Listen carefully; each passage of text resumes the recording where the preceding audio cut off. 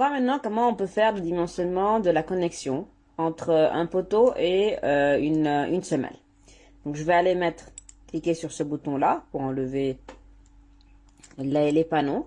Et puis après, ce qu'on doit faire, on doit venir sélectionner le poteau plus le nœud qui en est responsable, ou bien qui est attaché. Vous voyez ici, il y a un poteau qui est attaché, qui est sélectionné, et puis un nœud. Et puis après, vous devez aller cliquer sur dimensionnement, assemblage acier.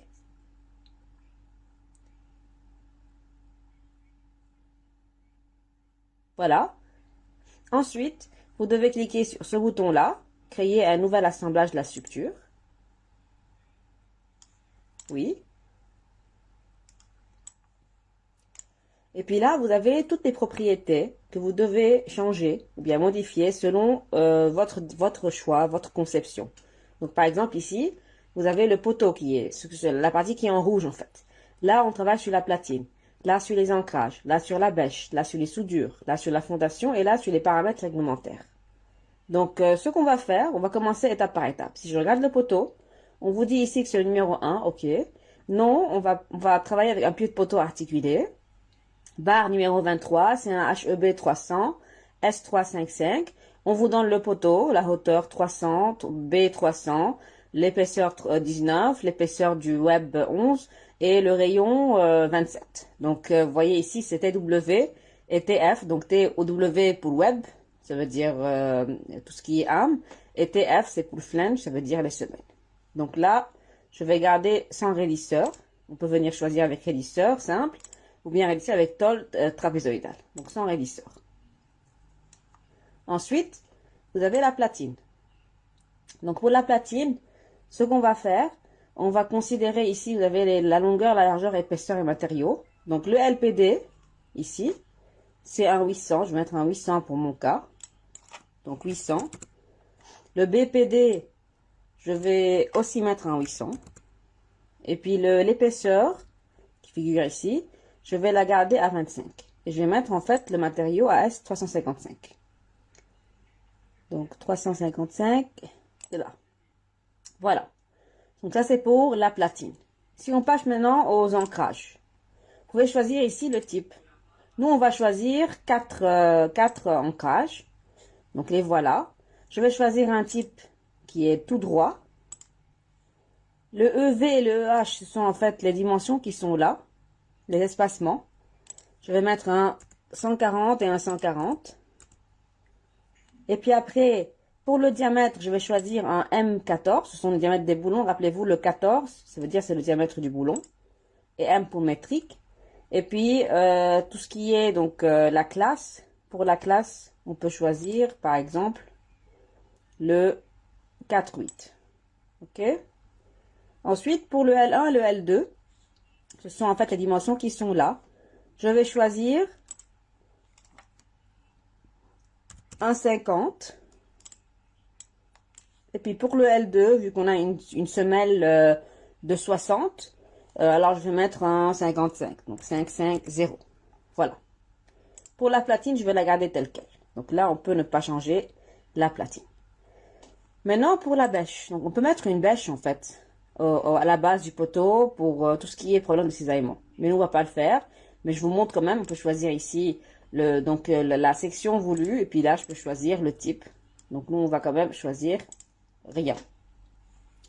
Ensuite, pour les soudures, donc je vais mettre un cordon. Donc voilà les soudures tout au long du profilé avec la platine. Je vais choisir un 7 mm.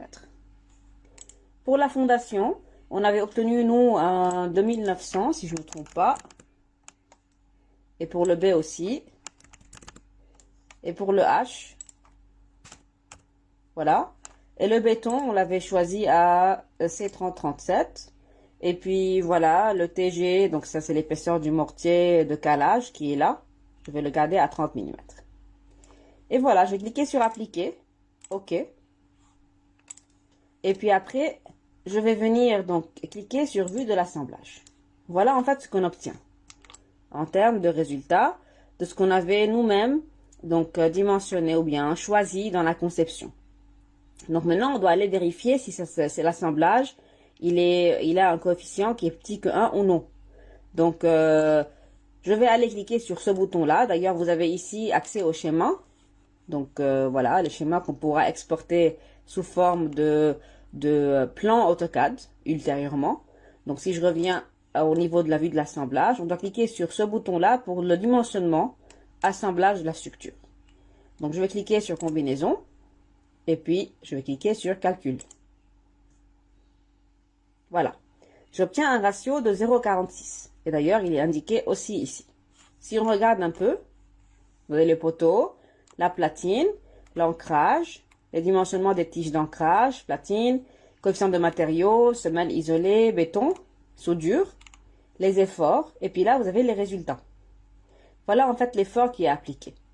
Pour les résultats, vous avez en fait la compression du béton, le cisaillement, donc l'exemple de l'assemblage, vous avez un 0,46 vérifié, cisaillement du boulon d'ancrage, du béton par effet de levier, écrasement du bord de béton, cisaillement par l'effort VJEDZ, vous avez toutes sortes de vérifications, contrôle du cisaillement selon les Eurocodes, vérifier, vérifier, vérifier.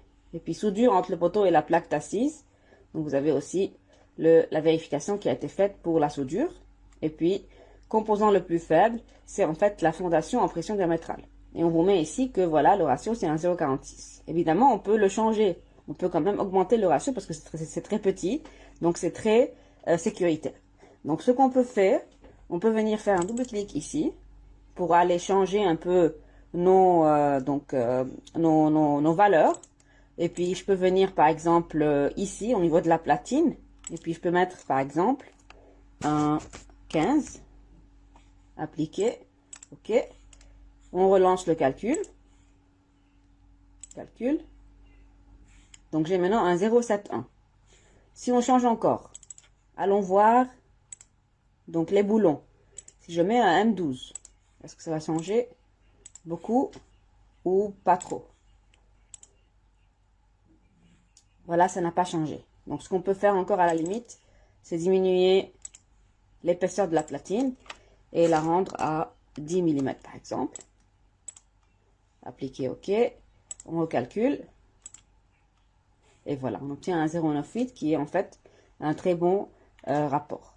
Et puis voilà, on peut venir avoir accès au schéma aussi. Et puis je peux venir finalement cliquer sur fichier. Et puis sauvegarder le projet sous. Et puis là, je peux venir choisir le format DXF pour avoir les plans qui vont être transmis sous AutoCAD. Donc vous allez avoir toutes sortes de... Donc ces plans-là tels quels sur AutoCAD. On va vous mettre ici que c'est vraiment le HEB, donc ça va être décalé, c'est pas dessiné comme ça sur AutoCAD. Avec les dimensions, le 2900, le 80, ce qu'on avait déjà choisi nous dans la conception. Et puis là, vous avez une vue d'en haut. Et puis là, c'est une vue de côté, mais des deux côtés là. Donc ça, c'est un côté et ça, c'est l'autre côté. Donc c'est le côté A et le côté B. Donc voilà pour un exemple de dimensionnement d'une connexion entre un poteau et une fondation. Ce qu'on va faire maintenant, c'est dimensionnement d'un assemblage entre poteau et poutre. Donc, je vais sélectionner le poteau, cliquer sur la touche contrôle, et puis aller sélectionner la poutre. Je vais cliquer sur dimensionnement, assemblage acier.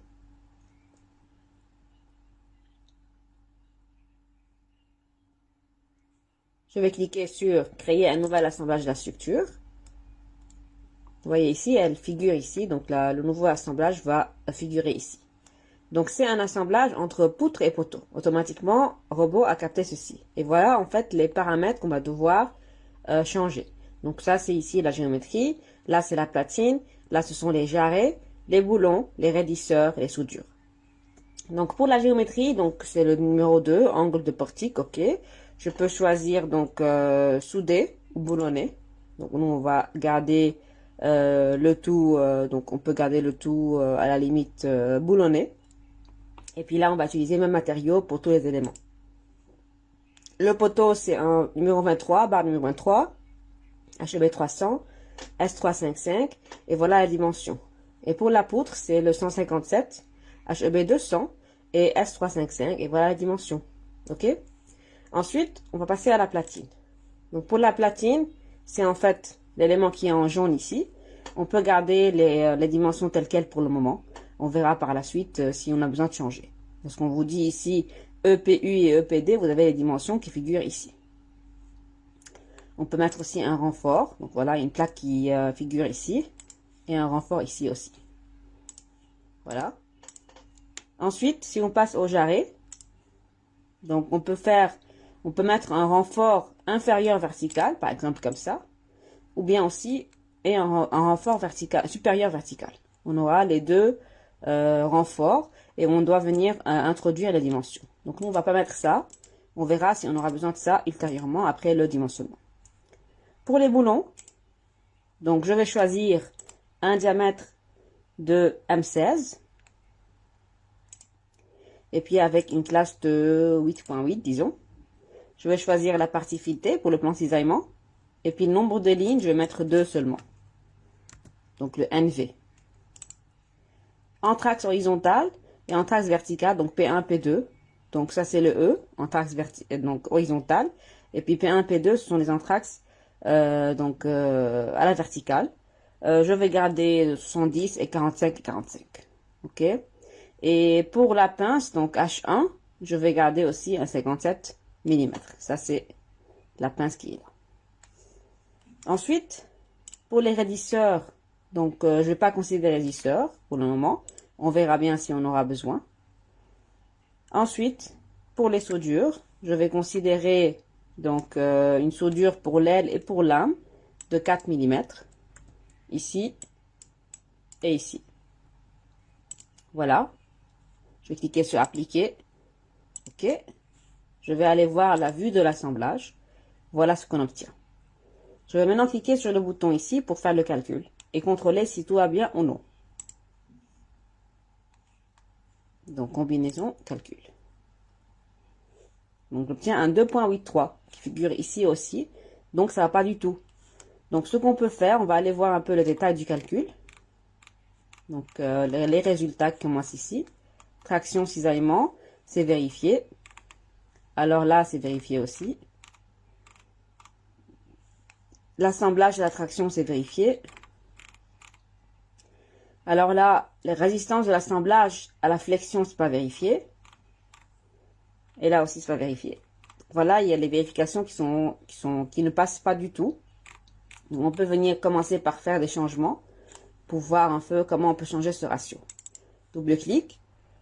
Je vais aller cliquer, donc je vais commencer par, disons, les boulons. Je vais mettre ici 3 lignes avec un P1, P2 de 40-40 par exemple, au lieu de 45-45.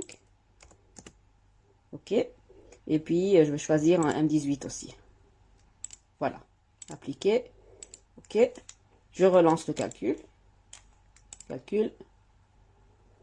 Donc, j'ai maintenant un 1.84. Ça va toujours pas, mais c'est mieux qu'avant. Donc, je vais recliquer.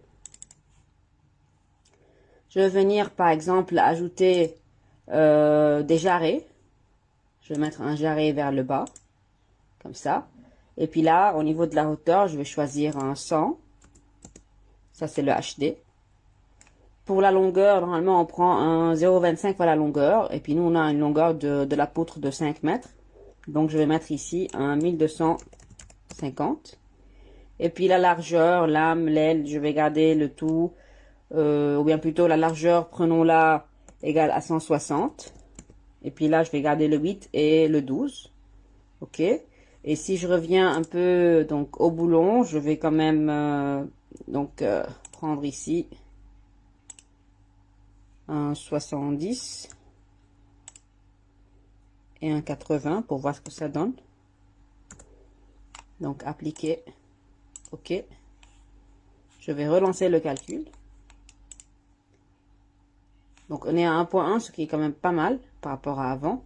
Donc je vais quand même revoir ici l'assemblage. Voilà notre assemblage. Vous voyez ici un petit problème au niveau du boulon. On va devoir changer un peu les espacements. Donc si je reviens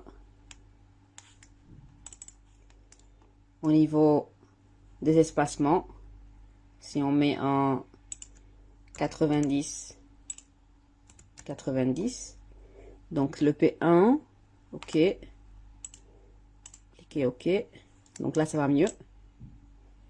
Ok, et puis je vais augmenter quand même la distance. Je vais prendre un boulon qui est plus grand aussi. Donc je vais prendre ici, ou bien plutôt la classe. On peut augmenter la classe aussi, 19. Et puis pour les jarrets, je vais prendre ici un 120. Appliquer, ok. Je vais relancer le calcul. Calcul. Donc c'est à 1.08, ça va toujours pas, on va encore changer. Alors, donc je vais prendre ici un 150, voir si ça affecte encore le résultat. Et là, je vais prendre un 1300. Appliquer, ok. Calculer. Voilà, là ça a passé. On peut venir augmenter un tout petit peu les dimensions encore, donc plutôt les diminuer.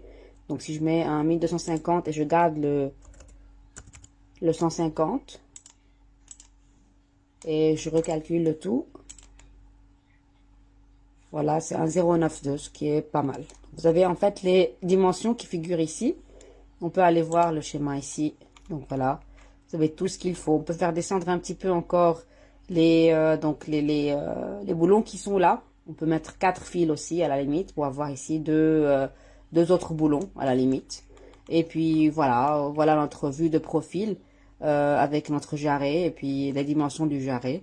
Et puis voilà, de cette manière-là, on aura un assemblage avec un ratio de 0,92 qui passe très très bien. Donc vous devez en fait aller voir les résultats et puis en fonction des résultats, voir où est-ce que ça va pas et revenir faire un double-clic sur l'assemblage en question et changer les dimensions, les positions, de sorte à avoir un ratio qui est plus petit que 1 et d'avoir le petit juste qui figure ici. Donc voilà pour un exemple d'assemblage entre poutre et poteau.